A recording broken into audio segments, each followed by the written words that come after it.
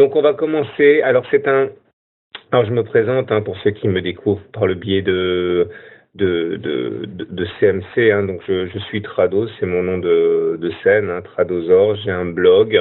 Sur ce blog, je fournis des vidéos d'analyse technique tous les soirs pour analyser des actions et le CAC. À côté de ça, je suis analyste technique, j'écris des bouquins et vous pouvez me retrouver tous les soirs sur mon blog. Alors, les petits avertissements d'usage, comme d'habitude, sachez que les CFD, ce sont des produits spéculatifs qui sont extrêmement rémunérateurs, mais aussi extrêmement dangereux s'ils sont mal utilisés. C'est un petit peu une Formule 1. C'est CMC Markets qui me sponsorise et qui donc permet à ce Webi d'être gratuit. Il y a toute la logistique qui est fournie, les copies d'écran, etc. Donc il est normal que vous soyez éventuellement contacté par mail ou je sais pas comment dans les jours prochains par CMC qui voudra éventuellement vous proposer d'ouvrir un compte de démonstration pour tester un petit peu tout ce qu'on va dire ce soir. S'il vous plaît, soyez sympa avec la personne qui vous contacterait. C'est pas seulement plus que vous soyez contacté. Ça fait partie des règles du jeu. Rien n'est gratuit dans ce bas monde. Et sachez que si vous décidez d'ouvrir un compte de démonstration avec CMC Market, au moins vous avez la possibilité d'ouvrir un compte avec un broker régulé, autorisé à exercer en France, etc. Et c'est toujours mieux. Je rajouterai également que moi je suis un analyste technique, ok, donc je ne peux pas vous conseiller d'acheter ou de vendre quelque chose. C'est très important de comprendre ça. Il faut être CIF pour avoir une assurance, etc. Pour faire du conseil boursier. Tout ce que vous trouverez chez moi, c'est du théorique et pas du conseil boursier. Voilà, on va commencer par ces 10 règles essentielles de l'analyse technique et du trading. Alors je vous avoue franchement que ça a été assez galère pour trouver les 10 règles. En fait, il y en avait 20, 30 ou alors 2. Mais pour trouver vraiment ce qui importe pour moi, c'était assez difficile. J'ai donc décidé de compiler les choses que j'aurais bien voulu, moi, qu'on me dise lorsque j'ai découvert l'analyse technique et le trading. Et c'est issu en gros des grandes questions qui m'ont été posées depuis 8 ans depuis 2008, donc depuis 7-8 ans que j'ai ce blog. Donc j'ai compilé les questions les plus fréquentes et j'ai essayé d'apporter des réponses à ces questions qui sont très très légitimes, mais finalement assez peu variées, puisque c'est toujours la même chose en fait qui revient et qui traumatise ou qui embête les débutants en analyse technique et en trading. Alors la règle numéro 1, au sens large, j'ai bien dit au sens large, et ça regroupe plusieurs éléments, il faut s'instruire, très important. Alors je sais que beaucoup parmi vous m'ont fait l'honneur de se procurer mes e-books. Ouais, évidemment, je vais pas vous dire que c'est pas une bonne idée, c'est même une excellente idée, mais j'ai envie de dire que pour être un bon trader, un bon analyste technique, il faut bien sûr multiplier les sources. Alors, les forums, on me demande souvent ce que je pense du forum de tel ou tel site, Boursorama c'est quand même le plus connu. C'est comme tout, c'est-à-dire qu'il faut fréquenter les forums, mais il faut comprendre également que, et c'est un secret de Polichinelle, sur beaucoup de forums, mais pas là par contre je ne donnerai pas de nom, sur beaucoup de forums, il y a des gens qui interviennent pour pousser l'action dans le sens qu'ils désirent. Alors quand il s'agit de faire peur aux gens ou quand il s'agit de les faire acheter pour éventuellement se débarrasser des actions précédemment accumulées, on le sait. Il y a des condamnations qui sont tombées, notamment, on peut le dire, sur Boursorama, des gens qui intervenaient, qui utilisaient la grande notoriété de Boursorama pour essayer de manipuler les marchés. Ces gens-là se sont fait choper, mais ils se font pas toujours choper. Et ils ont été condamnés, mais ils se font pas toujours condamnés. Et il faut savoir que les forums, il faut les fréquenter parce que c'est un bon accès à l'information, mais il faut prendre ça comme quelque chose, comme une source parmi d'autres. Et surtout, ne pas prendre pour argent comptant tout ce que vous pouvez lire. Il faut lire les recommandations des institutionnels, mais pareil, il faut s'en méfier. Pourquoi ? Tout simplement parce que quand un cabinet d'analyse, une grande banque ou un fonds vous dit il faut acheter du Total ou il faut acheter du Arcelor, vous pensez bien qu'ils ont déjà commencé à charger la barque avant.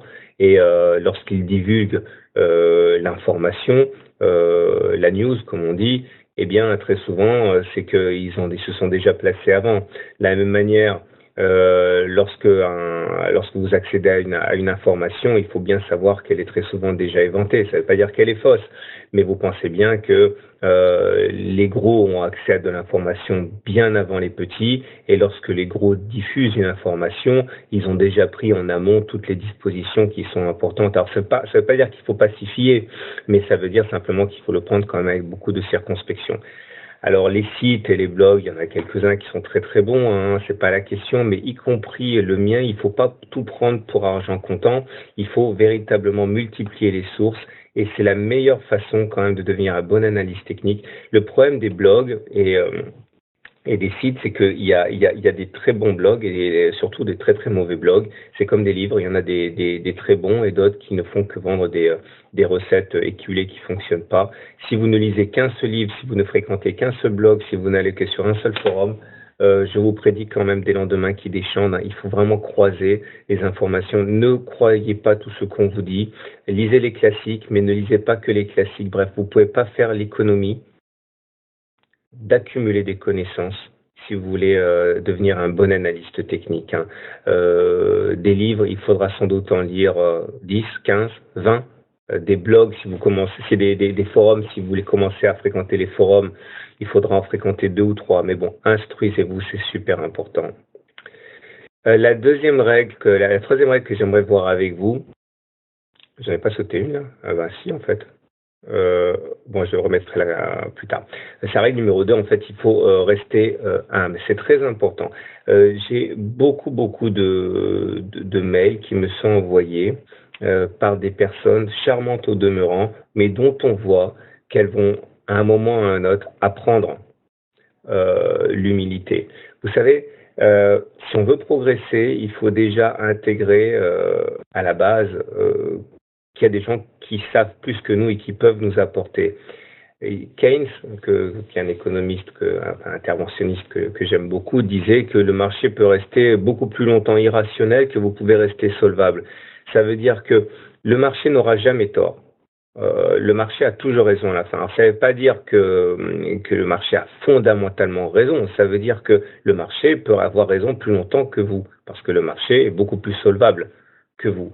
Donc, quand vous voyez que quelque chose ne se passe pas comme prévu, soit vous appuyez sur le bouton stop tout de suite, vous sortez du trade, vous sortez de la position parce que vous voyez que vous n'avez pas tout vu ou pas tout compris, ou vous avez eu accès à de l'information de deuxième zone, de deuxième rang. Et soit vous regardez à nouveau vos graphes pour voir si vous pouvez rester, mais s'il n'y a pas une autre lecture possible, mais il faut absolument adopter une posture d'humilité, parce que ici c'est pas ici un endroit où vous allez prendre votre revanche sur la vie. Ok, beaucoup viennent sur les marchés comme s'ils pouvaient tutoyer tutoyer les dieux, et en gros comme s'ils allaient apprendre à maîtriser un langage que seuls les initiés connaissent, etc. Et on les voit arriver de très très loin, ces apprentis-là. Ce sont des gens qui vont fournir de la chair à canon au marché, beaucoup plus vite qu'ils ne le pensent. Il faut rester humble. Et c'est pas simplement une posture, même si c'en est une, c'est aussi une façon de progresser. C'est très important. Et n'oubliez pas, hein, le marché peut rester beaucoup plus irrationnel que vous pouvez rester solvable. Ça, ne l'oubliez jamais. Regardez un exemple ici. Ça, c'est GenFit. Combien de fois j'ai reçu des mails, des demandes d'analyse technique de GenFit me disant « Mais je comprends pas, on passe de 66 à 60, de 60 à 55, à 50, c'est une perle. Comment se fait-il que cette pépite ne cesse de décroître? Ça va remonter, c'est sûr. En attendant, elle a perdu plus de la moitié de sa valeur avant de toucher les 28 € et entamer un rebond. Pourquoi ça fait ça? On ne sait pas. Peut-être parce que vous ne savez pas tout, peut-être parce qu'il y avait des nouvelles auxquelles vous n'avez pas accès, peut-être parce que des fonds spéculatifs ont travaillé la valeur et que ça s'est jamais su. En tout cas, ne vous entêtez pas. Quand vous voyez qu'une action ne va pas dans le sens que vous désirez, je le dis, soit vous appuyez sur le bouton stop et vous sortez tout de suite parce que vous voyez bien que vous avez mal analysé le graphe, soit vous continuez, mais vous retravaillez les graphes pour voir s'il n'y a pas quelque chose qui vous a échappé, mais soyez humble et acceptez l'idée que vous soyez trompé. Voilà ma règle numéro 3. Ne pas confondre analyse technique et trading. Alors ça, j'en parle parce qu'il y a beaucoup d'analyses techniques qui sont d'excellents professionnels dans leur domaine, et qui sont vraiment des traders médiocres. Et puis l'inverse est également vrai. Il y a des traders qui sont très très bons, mais quand un analyste technique regarde comment il bosse, c'est consternant. Il travaille généralement avec deux indicateurs ou quasiment au feeling, peut-être parfois, et ça fonctionne. L'idée surtout, c'est que lorsque vous allez passer de l'analyse technique au trading, il va falloir comprendre que ça va être complètement différent. Alors on va essayer de, de séparer en fait les deux casquettes. Faire de l'analyse technique, et je vérifie que vous êtes là. Est-ce que vous entendez toujours le son, etc. Est-ce que vous pouvez confirmer s'il vous plaît pour que je ne parle pas dans le vide et dans la zone de chat? Ok, super. Merci. Ok, merci à tous. Ok, vous avez trouvé la zone de chat, merci. Ok. Donc je reviens à ma distinction entre analyse technique et trading. Beaucoup m'envoient des mails me disant mais je comprends pas, je vois toujours où va le marché et pourtant je rentre trop tôt, je rentre trop tard. Quand je mise pas, ça va bien. Dès que je mise, je perds de l'argent. Et c'est un petit peu après le complexe de persécution même qui peut prendre le dessus, à savoir les marchés m'en veulent, les marchés en veulent à mon fric, les brokers me traquent, etc., etc. En fait, la vérité est beaucoup plus terre à terre que ça, c'est que être analyste technique et être trader, c'est complètement différent. Alors l'analyse technique en tant que telle, j'aime bien le dire, ça emprunte à la science et à l'art. Ok, les deux. Pourquoi la science? Parce que vous me connaissez, vous connaissez mon travail. On bosse essentiellement sur des stats. On sait, par exemple, que quand on réintègre les Bollinger, on va chercher la M7. On sait que lorsqu'on fait un Marubozu haussier, on a 800 sur 10 de faire un plus haut. On sait que quand le stochastique rentre dans sa zone de survente, si vous voulez acheter, bon courage, etc. On bosse sur des stats, ça c'est une évidence. Maintenant, ce qu'il faut comprendre, c'est que, et j'en reparlerai un petit peu plus tard, c'est qu'il y a tellement de signaux en même temps qui interviennent et qui sont rarement convergents qu'il faut une part de sensibilité, une part de quelque chose en plus, d'expérience, etc., qui fait que ce n'est pas qu'une science, ce n'est pas que des probas, ce n'est pas que des maths, ce n'est pas que des statistiques. Il faut être capable de faire une sorte de synthèse de toute cette convergence d'informations qui elles-mêmes sont parfois divergentes pour essayer de faire un scénario qui va tomber à un moment qui va dire bon moi je pense que ça va aller ici ou je pense que ça va baisser jusqu'à là. Et après vous vous asseyez dans votre fauteuil et vous regardez si vous avez eu raison ou tort. Ça c'est l'analyse technique. Le timing à la limite il n'a pas beaucoup d'importance parce que voilà, je l'ai dit tout à l'heure, quand on passe la Tenkan, il y a de fortes chances pour qu'on aille chercher la Kijun, par exemple en système Ishimoku, mais on ne sait pas quand. Ok. Et bon, il y a des histoires de timing. Ok. Il y a des outils de timing, comme par exemple la fourchette d'Andrews, elle a sa boîte d'Austin. Mais c'est assez rare finalement les outils de timing. Et l'analyse technique, il s'en fiche un peu. Par contre, le trader, il y a un adage en trading qui dit avoir raison trop tôt, c'est comme avoir tort. C'est pareil. Pareil parce que le trader, lui, ce qui l'intéresse, c'est d'entrer à un niveau A, sortir à un niveau B et réduire et mettre un stop loss, c'est-à-dire sortir du trade avec une perte si on atteint un niveau C. Autrement dit, si au lieu d'aller de A vers B, on passe par un point qui ne vous arrange pas du tout, peut-être que ce point qui ne vous arrange pas du tout, il va faire que la perte va devenir insupportable et vous allez sortir alors que finalement, on va finalement rallier le point B que vous envisagiez. Et la question du timing, elle est absolument cruciale. C'est-à-dire que même si le trader s'appuie sur l'analyse technique un petit peu, au moins, il doit faire vachement gaffe au moment auquel il entre en position. Parce qu'encore une fois, on le verra au niveau du money management un petit peu plus tard, s'il rentre au mauvais moment, eh bien, il peut être sorti de son trade alors même que à moyen terme, le marché lui donnera raison. Donc, c'est pas du tout pareil. Et c'est pour ça qu'il y a beaucoup d'analystes techniques qui se cassent les dents lorsqu'ils passent au trading. C'est tout simplement parce que, ils se rendent compte qu'ils n'ont pas ce timing qui est super essentiel. Et l'inverse est également vrai. Regardez un petit peu. Ça, c'est Valourec en unité de temps une semaine. J'en parle parce que j'ai un pote qui l'a fait ça. En 2015, il a acheté là. ok, aux alentours de 25 euros, etc. Pourquoi? Parce qu'on avait une résistance, la résistance ayant été pétée. Attendez, je vais mettre un petit peu de lumière, un petit peu de couleur, pardon. Voilà. Ici, la résistance a été pétée, tout le monde sait que ça veut dire il faut acheter. Tous les traders agissent de concert. Il a acheté là, il a gagné de l'argent, très bien pour lui. Maintenant, il fallait vite sortir. Et ça, le trader ne le sait pas forcément. Le trader, il achète quand on a cassé la résistance. L'analyse technique, tout ce qu'il voit, c'est qu'on est en tendance méga baissière. On voit bien, les pics sont descendants, les creux sont descendants, ça veut dire que la tendance est baissière.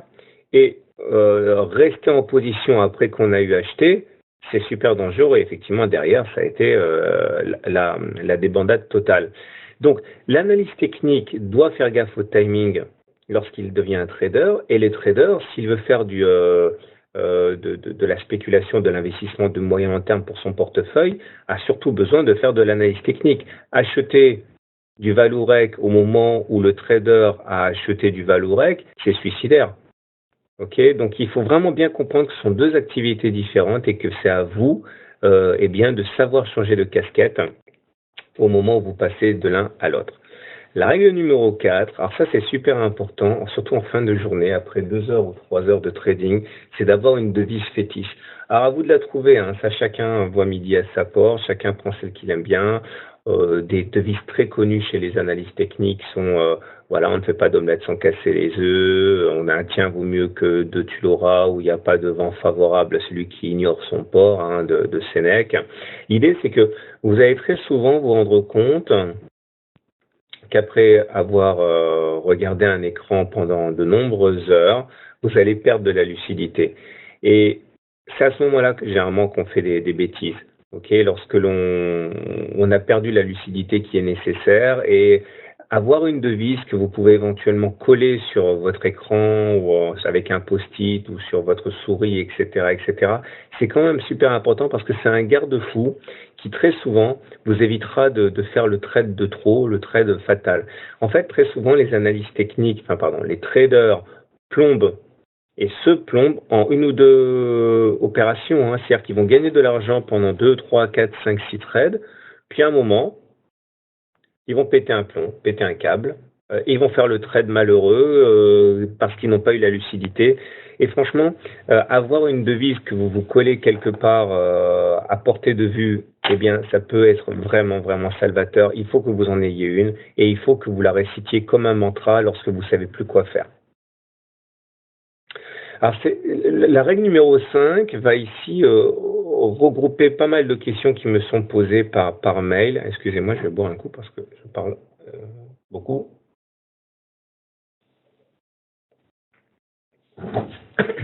Pardon. Alors, quel capital pour trader? Alors, on me demande souvent, voilà, combien il faut que je mette, 1000, 2000, 10 000, 100 000. Ah oui, 100 000, il y en a qui tradent avec 100 000, hein, c'est pas des blagues et c'est pas si rare que ça. Hein. Eh bien là, il faut faire preuve de bon sens, hein. Tout simplement. Si vous êtes un investisseur, c'est-à-dire si vous êtes la personne assez classique qui achète des actions de portefeuille Total, enfin de fonds de portefeuille Total, EDF, etc. Bref, vous êtes un investisseur de long terme. Là, vous n'avez pas besoin de portefeuille spécifique pour faire de l'analyse technique. Simplement, vous voyez par exemple que les perspectives sur Valorec sont prêtes à s'améliorer. Vous optimisez avec l'analyse technique et puis ça y est, après vous laissez dans votre portefeuille pour des mois ou voire des années. Vous optimisez vos points d'entrée et vos points de sortie. Maintenant, si vous êtes un trader ludique comme moi, eh bien là, quelques milliers d'euros, ça suffit. Vous pouvez tout à fait trader avec 1000, 2000 euros, mais attention, si vous tradez avec 1000 ou 2000 euros pour vous amuser comme ça, ce qui est important surtout, c'est de miser en conséquence, c'est-à-dire que il va falloir, si vous tradez le CAC par exemple, impérativement miser avec des mini-lots, ok, c'est-à-dire que voilà un point égale 1 euro sur le CAC. Il ne faut pas non plus prendre des leviers pas possibles de 100, 200, voire même 400. J'ai même vu un site, j'ai honte pour lui de proposer un truc comme ça, des mini-comptes avec des des leviers de 2000, un truc complètement délirant, quoi. Donc, si vous êtes un trader ludique, vous pouvez commencer à 1000 à 2000 euros, ce qui est déjà pas mal, hein, et miser en conséquence avec des mini-lots. Okay. Mais par contre, là, si vous voulez vivre du trading, je pense, là, c'est, si vous êtes excellent, peut-être que vous aurez besoin de moins, mais tous mes potes, tous mes copains qui vivent du trading, ils ont au moins 50 000 euros sur leur compte. Alors certains vont tomber de leur chaise et c'est la fin du webinaire, mais malheureusement, c'est une réalité. Alors je sais bien, certains vont dire, et puis quand encore, moi je m'en sors avec des super plus-values depuis 2 mois avec 10 000 euros.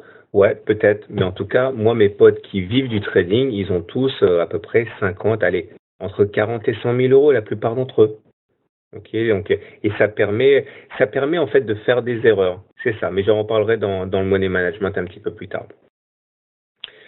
Il est important aussi, de ne pas trader n'importe quand. Il y a des jours, il ne faut pas trader. Si vous avez, par exemple, 2 heures devant vous pour trader, c'est limite. C'est limite parce que les marchés peuvent très bien évoluer dans un sens qui vous est défavorable sur 1 heure ou 2, avant de se remettre dans le sens que vous envisagiez être le bon. Mais voilà, vous devrez déboucler votre position parce que les day traders, par définition, ça déboucle les positions dans la journée. Ok, donc vérifiez que vous avez le temps. Vérifiez que vous n'êtes pas énervé, que vous n'êtes pas fatigué, que vous n'êtes pas malade, que vous n'êtes pas en colère, que vous n'avez pas forcément les enfants qui tournent autour de vous et que voilà, vous pouvez pas non plus vous occuper correctement des enfants ou autres, hein, et trader en même temps. Ce n'est pas possible. Ne tradez pas tous les jours sous prétexte que vous ne travaillez pas, par exemple. Ok, c'est une très très mauvaise idée. Là, pareil, la plupart des trades qui flinguent un compte sont faits parce que très souvent la personne reconnaît qu'elle était malade ou énervée ou qu'elle avait des trucs à faire en même temps. Voilà, faites preuve de bon sens, que ce soit dans le choix du montant de capital à trader ou dans le fait tout simplement de trader. Très important, règle numéro 6. Ne cherchez pas le Graal, ça n'existe pas.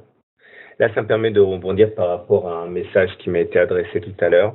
Est-ce que j'ai un setup préféré? Oui, j'ai un setup préféré, mais j'en ai pas qu'un seul. Tout simplement parce que les setups, vous savez, un de mes setups préférés, si vous connaissez un peu mon blog, c'est le setup Tradobulle. Vous savez, on sort des Bollinger, on fait une bulle, on fait une Tradobulle et puis on va chercher la M7, ça fonctionne très souvent. Ok, j'aime bien. Mais jamais je ne traderai un Tradobulle systématiquement sans avoir vérifié le reste. Il n'y a pas de Graal. Rien ne fonctionne à 100% et c'est une histoire de synthèse, l'analyse technique. Je sais que certains ne jurent que par le MACD ou par les chandeliers japonais, etc. Je trouve que c'est quand même dommage. C'est comme faire de la cuisine en utilisant une seule épice, par exemple. C'est pas très prudent et c'est pas très intéressant. Et puis surtout, je ne crois pas que ça marche. Même le chartisme, on sait qu'il y a des choses qui fonctionnent super bien. Voilà, on sait que les biseaux ascendants, ça se casse par le bas dans 80% des situations. On sait que les haramis baissiers, ça fonctionne que dans 53% des cas. On sait que, qu'est-ce qu'on sait? On sait que les lignes au-dessus du cou, ça marche dans 2 cas sur 3. Voilà, il y a des stats qui ont été traités par rapport à ça, mais rien ne fonctionne tout seul. C'est-à-dire que regardez là, par exemple, on a ici un signal baissier sur MACD. Le MACD croît son signal, on sait que généralement ça veut dire que ça va baisser. Donc effectivement, ça a baissé, mais ça a baissé aussi parce que le momentum est venu confirmer en cassant la ligne des zéros. Regardez, des fois ça fonctionne pas. Ici, par exemple, le MACD a croisé son signal, ça n'a rien donné du tout, tout simplement parce que le momentum n'a pas basculé dans sa zone négative. Ici, le MACD a bien fonctionné, mais à retardement. Le MACD croît son signal à la baisse ici, mais il a fallu attendre d'abord que ça monte, et lorsque le momentum a eu cassé son signal à la baisse, là effectivement, ça a permis de déployer tout le potentiel baissier. Là, c'est simplement un exemple parce que j'ai beaucoup de débutants qui me disent, voilà, j'ai 3 indicateurs, le MACD, le momentum, le stochastique, comme toi sur ta plateforme, et je ne jure que par ça. Il faut faire attention. Pour déjà 3, c'est pas mal, mais le Graal n'existe pas. Le setup parfait n'existe pas. Il y a des études qui ont montré que la plupart des setups, comme on dit, c'est-à-dire des systèmes qui vous disent quand acheter et quand vendre, fonctionnent en tendance. Mais dès que c'est un marché qui est neutre, eh bien ça fonctionne plus. Tous les indicateurs techniques quasiment sont dans le vent. Les chandeliers japonais, ça fonctionne pas non plus, et on se retrouve à se faire stopper constamment sur des faux signaux. Et le problème, c'est qu'on passe plus de temps en tendance neutre qu'en tendance haussière ou en tendance baissière. Ça, il faut le savoir. On passe plus de temps sans tendance qu'en tendance. Il faut le savoir. Or, la plupart, pour ne pas dire tous les systèmes, ok, tous les setups ne fonctionnent en fait que dans une configuration ou l'autre. C'est-à-dire qu'effectivement, on peut éventuellement faire évoluer le système, le dire voilà, si je vois qu'il y a ceci qui se passe, dans ce cas, je modifierai les paramètres pour modifier un petit peu le signal, mais dans ce cas, c'est plus un setup automatique. Vous l'avez bidouillé, ce setup. Mais un setup qui serait comme ça, tout terrain, ça ne fonctionne pas. Ça ne fonctionne pas. Okay, donc, méfiez-vous du Graal. Ce Graal, tout simplement, n'existe pas. Regardez ici. Pourquoi est-ce que ce Harami haussier a fonctionné? Les Harami haussiers, là, on est sur le Nikkei en unité jour. Le harami haussier, tout le monde en parle, pourtant ça fonctionne que dans un cas sur deux. Et ça fonctionne généralement lorsqu'on le combine avec autre chose. Là, par exemple, ils ont fonctionné dans l'ellipse rouge, tout simplement parce qu'ils sont intervenus sur des niveaux de support avérés. Et donc, du coup, effectivement, ça a augmenté le potentiel de réussite du harami haussier. Mais autrement, le harami haussier, c'est un cas sur deux de réussir, c'est tout. Là, vous avez un harami baissier. Ça a fonctionné pourquoi Regardez, derrière, on a perdu 100 points. Tout simplement parce que ça a intervenu sur un niveau important de résistance. Il y a plein de harami baissiers, ou d'avalement baissiers à cet égard, qui ne fonctionnent tout simplement parce qu'ils sortent du néant et pas du tout à un moment ou ni à un endroit qui est pertinent. Ok, donc ne passez pas de temps, si vous êtes débutant, à trouver le meilleur indicateur technique, le meilleur chandelier japonais, le meilleur système.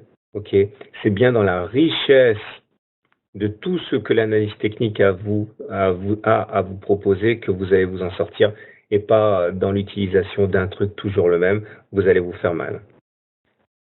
Voilà. Enfin, le money management. Ça, c'est super important. Le money management. Alors, je vais commencer par caricaturer. Ok.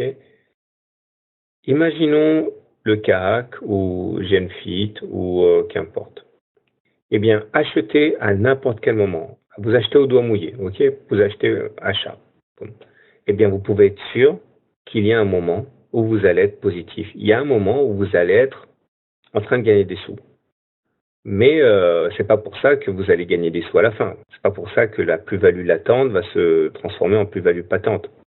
De manière, vous prenez un indice, le CAC, demain, vous shortez, vous vendez à découvert. Vous pouvez être sûr qu'à un moment ou à un autre, votre position va être gagnante. C'est pas pour ça que vous allez finalement retirer un profit, mais vous allez être positif à un moment.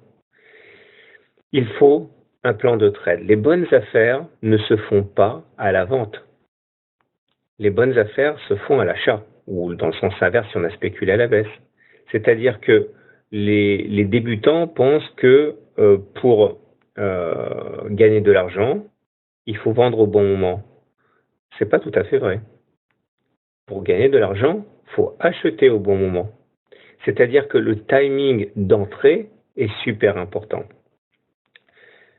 Quand vous décidez de basculer du côté du trader, il faut un plan de trade. C'est-à-dire qu'il faut savoir à quel moment vous allez acheter, à quel moment vous allez vendre et à quel moment vous allez éventuellement prendre vos pertes. Ou alors, si vous décidez de spéculer à la baisse, vous spéculez ici, vous prenez vos profits là, et si jamais les cours viennent là, ben vous dites, bon tant pis, je prends ma pomme, ma perte, je sors.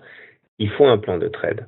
Il faut un plan de trade parce que si vous n'avez pas de plan de trade, vous risquez de bousiller votre compte à tel point que vous n'allez jamais pouvoir vous en remettre. Et votre capital, c'est votre vie quand vous êtes un trader. Mathématiquement, je ne sais pas si certains ont des problèmes avec les maths, ça m'étonnerait, mais quand même, si votre compte de trading passe de 1000 à 500, vous avez perdu 50%. Si vous voulez repasser de 500 à votre mise initiale, ça fait du plus 100%. C'est-à-dire que ça devient quasiment impossible de se remettre à flot pour retrouver son capital de départ.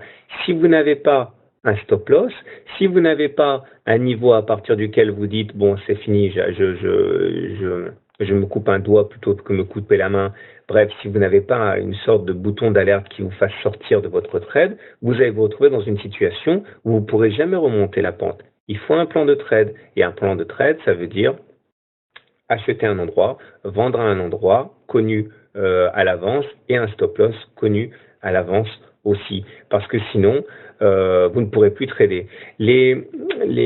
Alors on trouve de tout. Hein. Beaucoup de traders disent qu'un trade ne doit pas engager plus de 2% de votre capital. C'est-à-dire que si vous avez 1000, eh bien un trade ne devrait pas vous faire perdre plus que 20.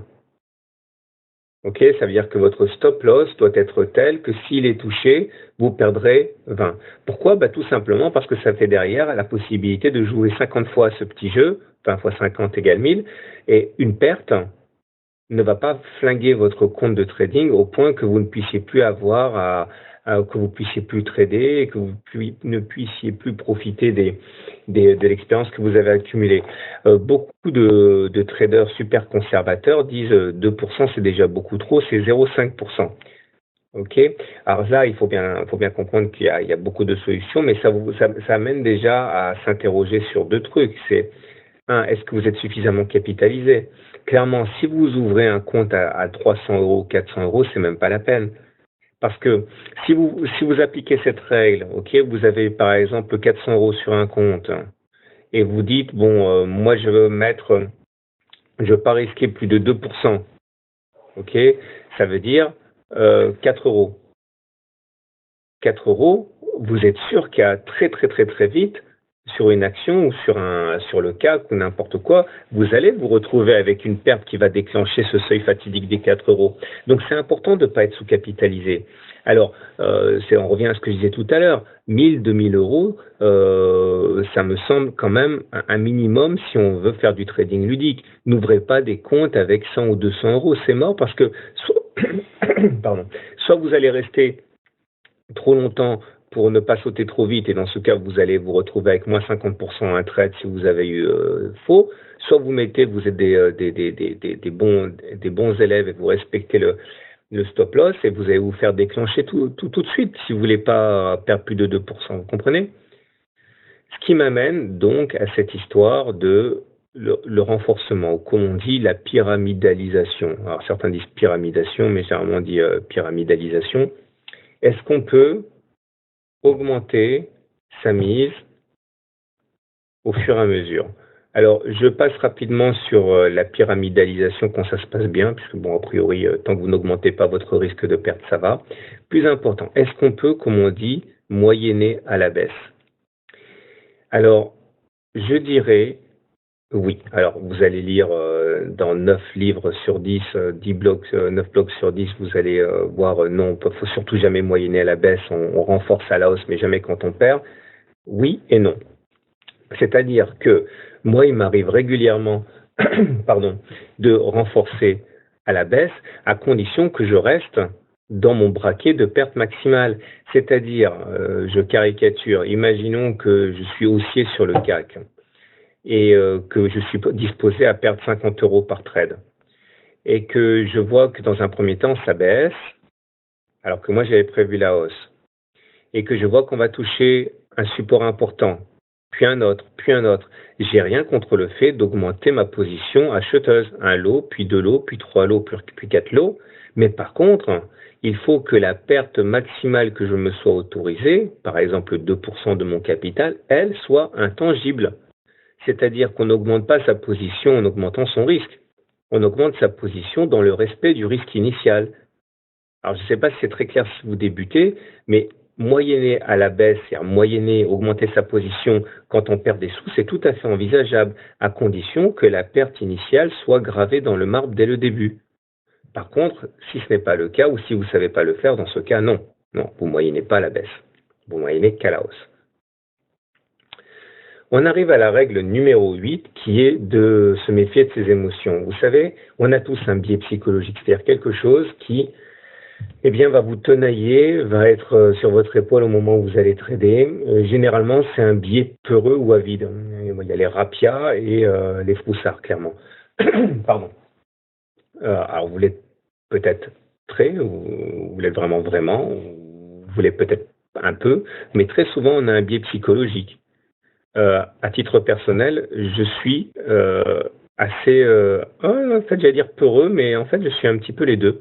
Un peu peureux, un peu avide, c'est-à-dire que, mais plutôt peureux, c'est-à-dire que j'ai tendance à avoir du mal à tenir les positions lourdes, c'est-à-dire que, bon, quand j'étais, je vais pas vous raconter ma vie, mais bon, quand j'étais trader compte propre, que je faisais que ça, ce qui a mis fin en fait à ma carrière de trader compte propre et j'ai arrêté après parce que ça me bouffait de l'intérieur, c'était la peur.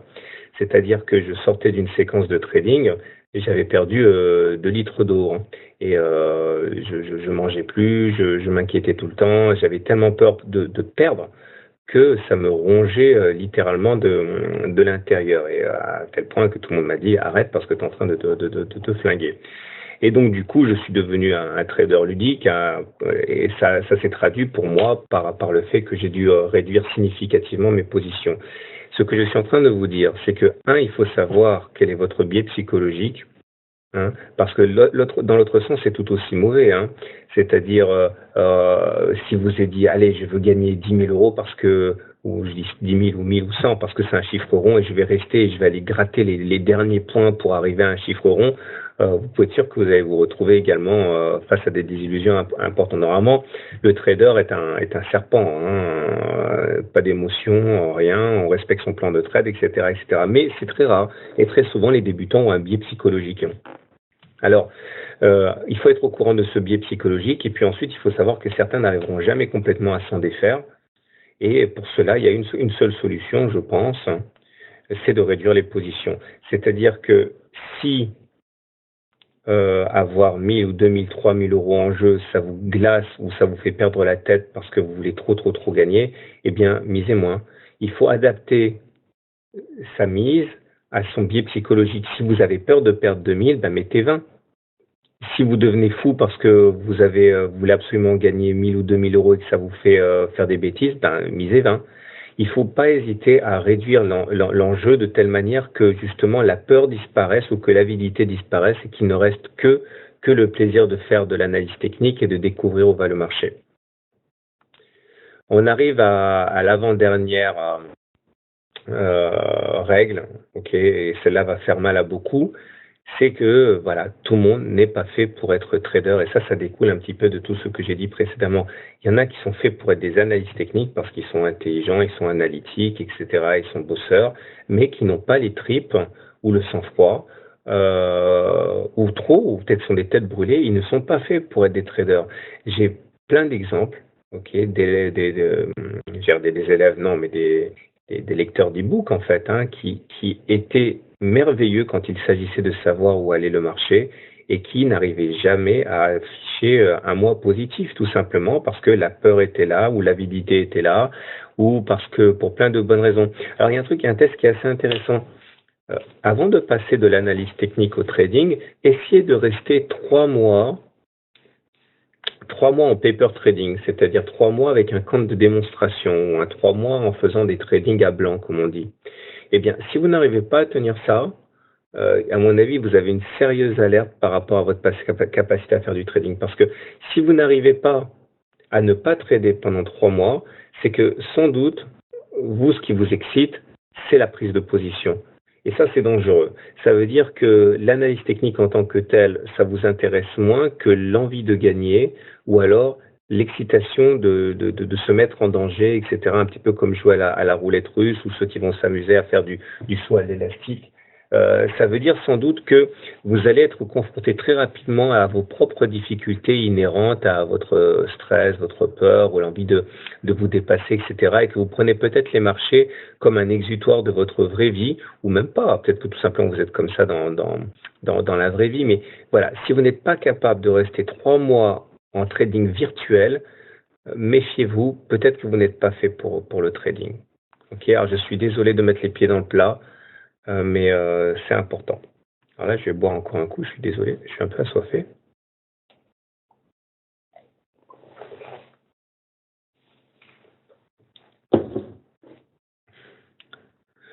Et on va arriver à la dernière règle, celle qui me tient en fait le plus à cœur, et je n'ai jamais rien vu sur ça nulle part, alors qu'à mon avis, c'est peut-être même la règle la plus importante, c'est le family management. Parce que le money management, c'est une chose, c'est obligatoire, mais le family management ou le wife management, ça c'est vital. Alors il y a plein de choses à dire. La première des choses, c'est qu'il faut que vous compreniez que vous tradez pour vous. Alors beaucoup vont se rendre compte au fur et à mesure, s'ils découvrent l'analyse technique et le trading, que c'est super grisant. Parce que ça a un petit peu un côté casino, etc. Et au fur et à mesure, ces mêmes traders débutants ou moins débutants, même parfois intermédiaires, vont se prendre au jeu, vont se réveiller le soir pour regarder ce qu'ont fait les marchés asiatiques, ou alors vont ouvrir les écrans à 22 heures pour voir ce qu'ont fait les indices US. Ce sont les mêmes personnes qui finalement vont constamment avoir un œil sur leur téléphone portable pour voir s'il n'y a pas une news qui est tombée, etc., etc. Et là, vous allez vous rendre compte que vous avez commencé sérieusement à saouler votre entourage. Vous allez saouler vos amis, vous allez saouler votre femme, votre mari, vos enfants. Vous allez dire oui, je te promets, je vais venir jouer au football avec toi à 14h30 à Pellastat, et vous vous rendez compte qu'à 14h30, ben, vous n'êtes pas là, et quand vous allez, ben, il est 16h30 et le gamin il est déjà parti. Ou c'est votre fille qui va vous demander de venir lui lire une histoire le soir, et finalement vous dire oui, j'arrive, ouais, ben voilà, vous êtes en train d'analyser un dernier graphe, etc. Et au moment où vous y allez, ben, en fait il est 11h30, là votre gamine elle dort, et vous n'avez pas lu son histoire. Et ça finit toujours pareil. Au bout d'un moment, c'est les remarques. Hein, dire voilà, est-ce que tu peux t'occuper un petit peu de nous? Est-ce que tu peux te laisser un peu tomber tes écrans? Est-ce que tu te rends compte que tu es père de famille ou mère de famille? Et là, vous allez commencer généralement à vous énerver, à dire à tout le monde, ouais, mais je le fais pas pour moi, je le fais pour qu'on manque de rien, je le fais pour que la famille ait de l'argent, je le fais pour les vacances. Mais là, c'est pas vrai du tout, parce que en fait vous le faites pour vous, vous le faites pour vous parce que ça vous excite, parce que vous avez envie de parler au marché, parce que vous avez des aspirations telles que finalement vous vous rendez pas compte que le reste passe au second rang, vous vous rendez pas compte que vous saoulez vos amis avec vos fourchettes et vos moyennes mobiles, et parce qu'ils en ont rien à battre. Et vous les trouvez plus ou moins bêtes d'ailleurs, hein, puisque c'est tellement fascinant le marché, mais c'est eux qui ont raison et c'est vous qui avez tort. Ok, quand ça devient tellement addictif, c'est que vous n'êtes plus dans le vrai.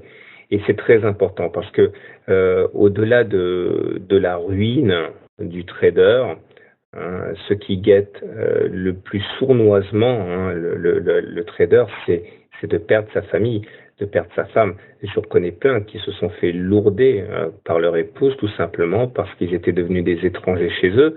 Hein, ce sont des copains, des amis qui finalement ne faisaient plus rien le dimanche, ne faisaient plus rien en soirée, refusaient les invitations, ou alors ils étaient invités, ils y allaient, mais ils étaient constamment en train de regarder la bourse, tout le temps, et puis toujours hein, cette lancinante réponse, oui, mais je fais ça pour la famille, ce qui est un mensonge, parce que vous le faites pour vous, parce que vous aimez ça, parce que c'est votre passion.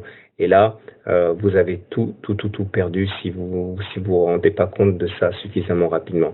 Alors, il y a plein de façons de se prémunir de ça. La première des choses, évidemment, c'est de ne pas miser trop gros, parce que si vous misez trop gros, vous n'aurez pas d'autre choix que d'être constamment aux aguets. Misez petit, de telle manière que si vous perdez le trade, eh ben, c'est pas bien grave, vous avez perdu 20, 30, 40, 100, 200, 300 euros, vous n'avez pas perdu 1000 ou 2000 euros. Et ça vous donnera en plus de la lucidité dans vos réactions. Donc il faut réduire la taille des trades. Il faut aussi ne pas prendre les marchés, ne pas prendre le trading comme quelque chose de personnel. C'est le marché. il sera encore là dans 3 mois, dans 4 mois. C'est pas parce que vous n'êtes pas ce soir devant votre plateforme que le monde va s'arrêter de tourner. Et ça, c'est super important. C'est le conseil numéro un, la règle numéro un que je voudrais vraiment que vous compreniez si vous débutez l'analyse technique, hein, c'est de bien comprendre que votre capital le plus précieux, hein, c'est pas vos 1000, 2000, 10 000, 50 000 euros. Hein. Ça vous tuera pas de perdre 50 000 euros. Ce qui pourrait bien vous tuer, c'est de perdre votre famille, de perdre votre femme, votre mari, vos enfants. Et ça doit être plus important que tout. Ça n'empêche pas qu'il faille faire les choses sérieusement, mais là, ça rejaillit sur tous les points qu'on a dit précédemment. Voilà, trader quand vous avez le temps. Trader quand vous n'êtes pas énervé, quand vous n'êtes pas trader des sommes qui sont en adéquation avec votre gestion du stress, parce que sinon vous allez devenir très très vite imbuvable, etc., etc. Bon, je pense qu'on est bon là, on a fait le tour. J'ai vraiment essayé de produire un webinaire qui soit sincère. J'aurais pu vous en donner 30 des règles, ok, 40. J'aurais pu vous en donner 2 aussi. Mais j'ai vraiment, 10 parce que 10 ça fait bien, et puis 10 parce que ce sont vraiment 10 règles qui sont importantes. Bon, j'ai un petit peu poussé les trucs en faisant rentrer des règles dans des sous-règles, etc., pour arriver finalement à 10. Mais soyez sûr que c'est sincère. Ne sous-estimez pas ces règles-là. Ce sont des règles que j'aurais voulu qu'on m'enseigne au moment où j'ai commencé moi-même l'analyse technique. Bon, si vous n'avez pas tout compris ou si vous n'avez pas tout retenu, sachez que ce e-book ce webinaire, il est issu de mon e-book qui s'appelle 10 règles du trader et de l'analyse technique, qui est offert par mon éditeur pour tout achat d'un autre e-book. Sachez également, donc je le répète pour ceux qui sont arrivés un petit peu en retard, que donc mon nom de scène c'est Trado, Tradozor. Tous les soirs sur mon site, je fais des analyses techniques pour le CAC et pour d'autres actions. Et maintenant, je crois que je vais regarder les petits messages je vois plein de messages qui sont en train d'être affichés, donc je vais prendre maintenant les commentaires les uns après les autres. Je vais essayer de répondre à toutes les questions qui me sont posées, tout en j'ai promis que j'arrêterai à 10h parce que il y a Champions League et à 9h48, il reste plus que 12 minutes. Je suis désolé, il était un petit peu long en fait là. Bon, allez, je retourne aux questions. On a 12 minutes. Il y en a qui sont en train de partir à la vitesse grand V, et ça c'est parce qu'encore une fois c'est le foot. Ok, donc là ça va être un petit peu haché, hein, je suis désolé, c'est parce que il me faut le temps de lire, donc vous impatientez pas. Et si je vous snob, c'est sans doute que vous avez posé la question au mauvais endroit dans la zone QR au lieu de poser la question dans la zone chat. Hein. Donc allez-y, posez-moi toutes les questions, même intime éventuellement, enfin intime pour vous, hein, n'hésitez pas, je vais essayer de répondre.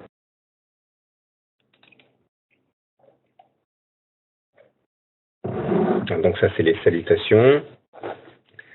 Salut, salut, salut. Là, je suis en train de faire défiler les messages de salutation et ceux où on me dit que le son fonctionne. Hein. Waouh, Gilles vient de Corée en fait, il se connecte de Corée, il est 4h du mat. Merci Gilles. Alors, Gilles me dit justement, les fondamentaux priment sur la T dans tes e-books, mais comment les trouver facilement et surtout quels sont-ils? Exemple, pour un planète, il y a eu une info qui a fait bondir la cote de l'action, mais c'est juste un soufflet qui est retombé. Bah ouais.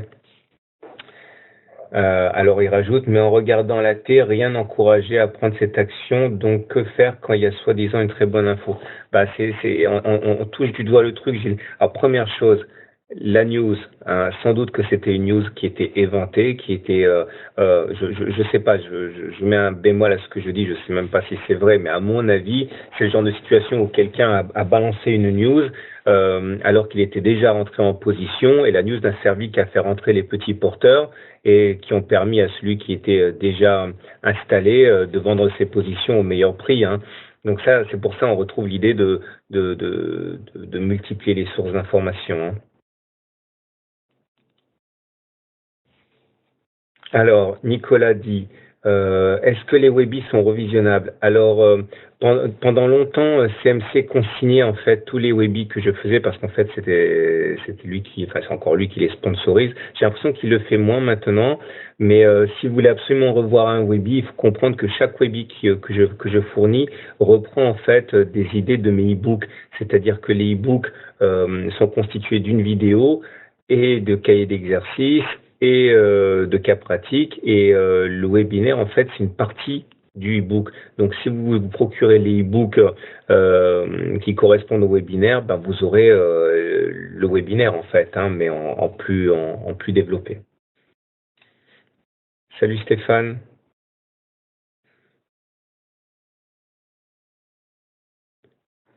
Euh, alors, euh, Pierre dit, est-ce que tu as des forums à recommander à part le tien? À part le mien? Alors, il y a des forums que j'aime bien. Il y a le forum. Bon, je vais faire bondir, mais moi j'aime bien Bourseau, hein. Il y a des gens super sympas sur Bourseau. Simplement, bon, faut utiliser la touche boursignorer assez régulièrement parce que il y a aussi des vrais débiles mentaux hein, sur Boursorama. Mais sinon, moi j'aime bien Bourseau. J'aime bien Central Chart. J'aime bien IVT, hein, ce sont des bons forums où il y a des intervenants de qualité. J'ai mis les liens sur mon blog d'ailleurs. Alors, se renseigner sur le portefeuille des grandes banques, demande Mathieu. Ben oui, c'est pas une mauvaise idée, mais aussi les petites banques, hein, aussi les fonds, etc., hein, les SICAV, les fonds, les FCP. Alors ensuite.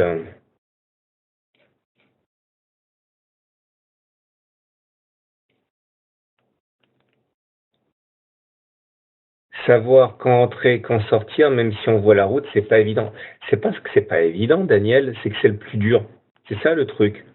Et déjà que c'est difficile, on comprend bien que si on rajoute à ça un biais psychologique d'avidité ou de peur, là on est mort, hein. Donc vraiment, si vous n'êtes pas prêt, si vous n'êtes pas carré dans votre système de trading, la première des choses à faire, c'est de miser tout petit, parce que vous êtes en train de vous former sur le tas, et autant qu'il vous reste des sous une fois que vous aurez compris comment ça fonctionne, hein.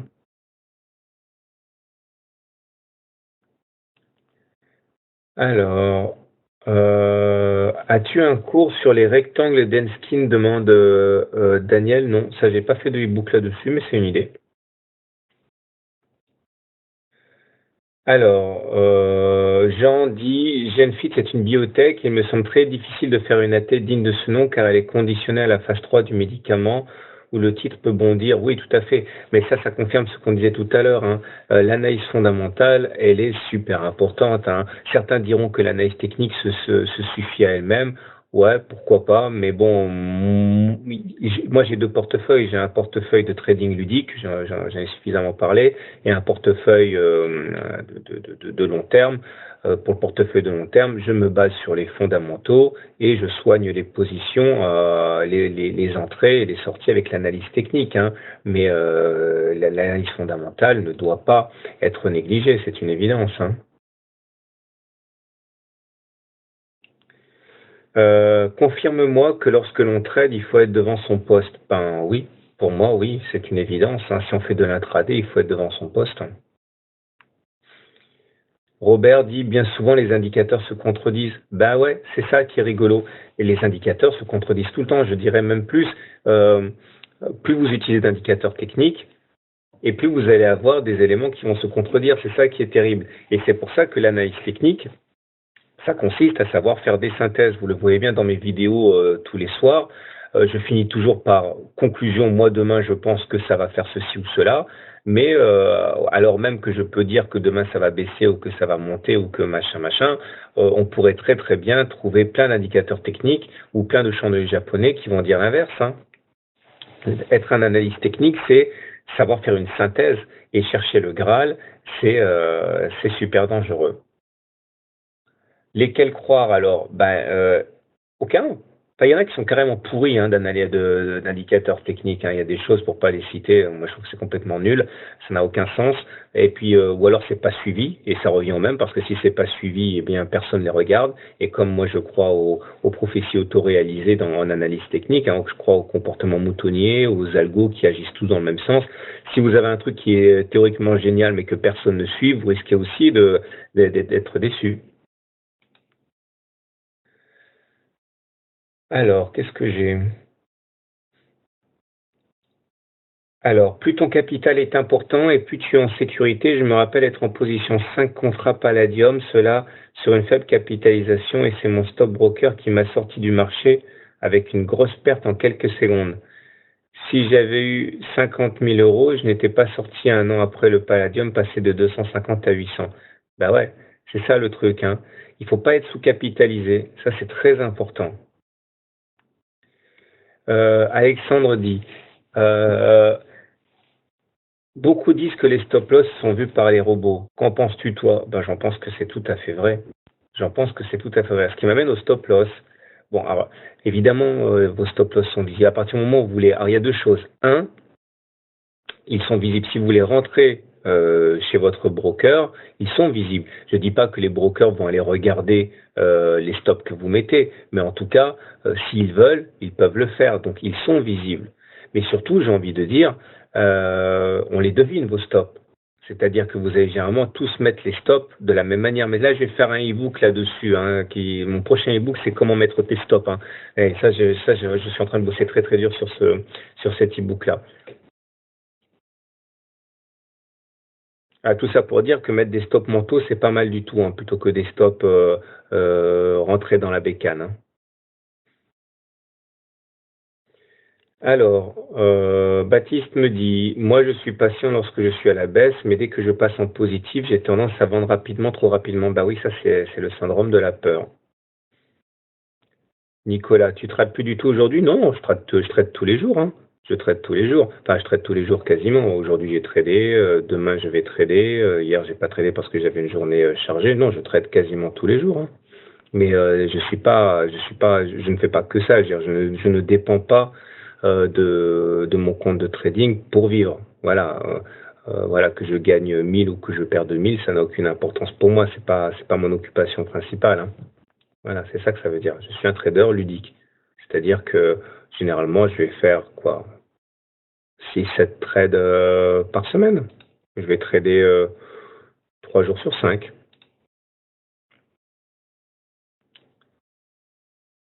Alors, finalement, tout est question de caractère. Non, ceux qui réussissent sont certainement d'un calme olympien. Ouais, un calme olympien et souvent olympique, hein, parce que les mecs, généralement, dans la vie, ils sont complètement horizontaux, hein, d'humeur étale. Hein.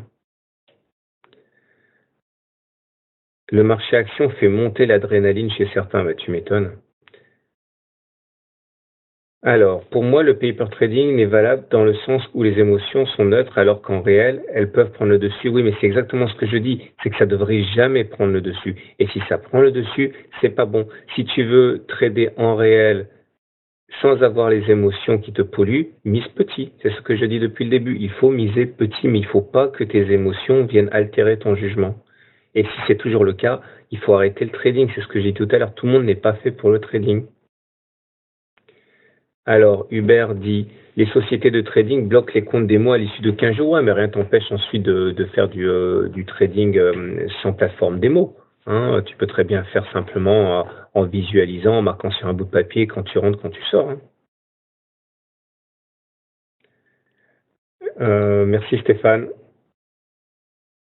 Alors, ton webinaire est super effectivement pour le trading, mais il y a quelque chose que tu pourrais parler, ça concerne par exemple ton portefeuille PEA, donc plus long terme, mais souvent on ne sait pas quoi faire quand on a une valeur où l'on est entré un peu à contresens et ça arrive par-dessus le premier jour du mini crash doute, quoi faire surtout quand on a déjà perdu, car une semaine pas devant l'écran.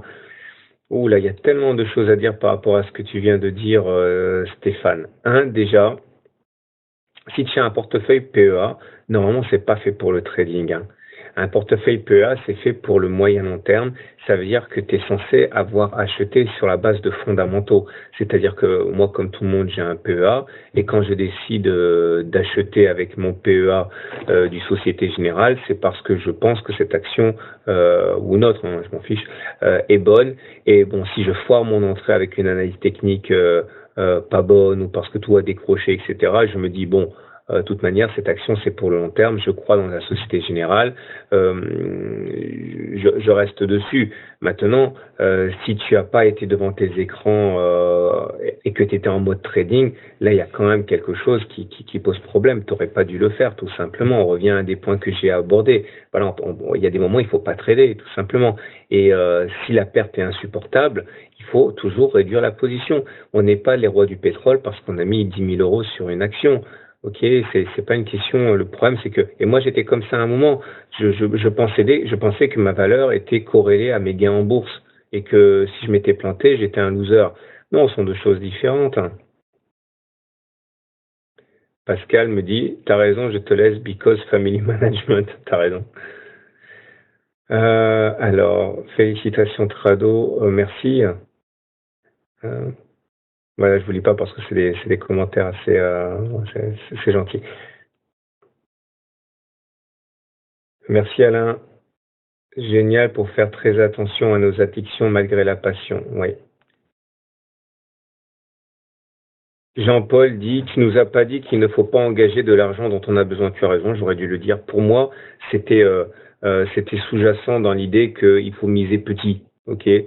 Quand vous risquez de perdre 20 euros ou 30 euros par trade, franchement, c'est rien. Ou alors si c'est quelque chose, bah faut pas trader parce que c'est-à-dire que vous êtes sous-capitalisé. Ça revient à un autre point, hein. Merci Pascal. Philippe qui dit merci Trado, tu es comme un père pour nous. Mathieu, général, je crois que c'est le meilleur Weebib. En tout cas, c'est le plus intime, ça c'est sûr.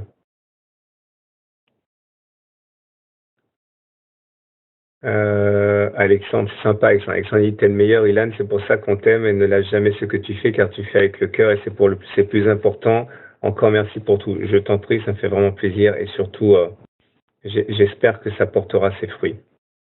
Ah, Daniel dit 2-0 pour le PSG. Merci Daniel. Ah oui, il est 10h02. Bon, bah écoutez, je pense on est bon. J'avais dit que je vous libérerai, que je vous bloquerai pas au-delà de 10 heures. Alors, je vous souhaite une bonne soirée. Je vous souhaite un bon chemin initiatique. Je pense qu'ici, vous étiez essentiellement même s'il n'y a pas que ça, j'ai vu des noms de traders d'analyse technique que je connais qui ne sont pas du tout des amateurs. Mais je pense que globalement, ici, vous êtes essentiellement des débutants. J'espère que vous avez vraiment percuté ces points que j'ai partagés avec vous. N'hésitez pas, je l'ai dit, hein, toutes ces règles sont fondamentales. Deux, elles sont issues de mon e-book sur 10 règles du trading et de l'analyse technique. Je le répète qu'il est offert par mon éditeur. C'est pas moi qui distribue, hein, j'ai pas le droit de distribuer les e-books, hein, mais pour tout achat d'un autre e-book, hein, il y en a 17 ou 18 en stock, donc n'hésitez pas. Faites bien attention, surtout au point 10, hein, je le répéterai jamais suffisamment.